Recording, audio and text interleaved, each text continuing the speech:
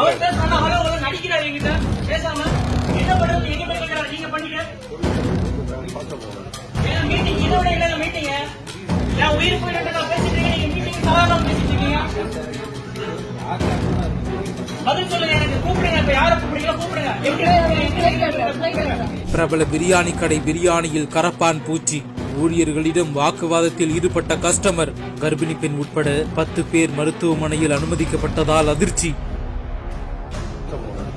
Meeting இதோட இல்ல meeting. என் உயிர் போயிட்டு நான் பேசிட்டு இருக்கேன், நீங்க மீட்டிங் சாதாரண பேசிட்டு இருக்கீங்க. பதில் சொல்லுங்க, எனக்கு கூப்பிடுங்க. இப்ப யாரை கூப்பிடுறீங்களோ கூப்பிடுங்க.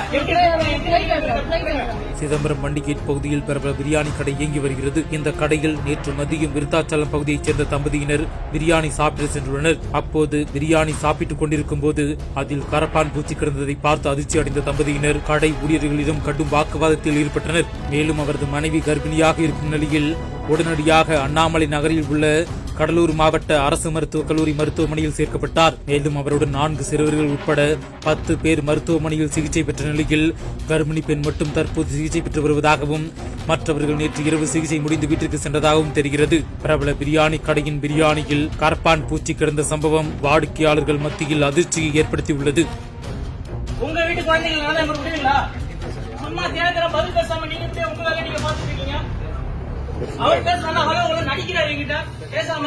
என்ன பண்றது? எங்க போய் கேட்கிறாரு, நீங்க பண்ணிக்க. மீட்டிங் இதோட இல்ல மீட்டிங். என் உயிர் போயிட்டு நான் பேசிட்டு இருக்கேன், நீங்க மீட்டிங் சாதாரண பேசிட்டு இருக்கீங்க. பதில் சொல்லுங்க, எனக்கு கூப்பிடுங்க. இப்ப யாரை கூப்பிடுறீங்களோ கூப்பிடுங்க.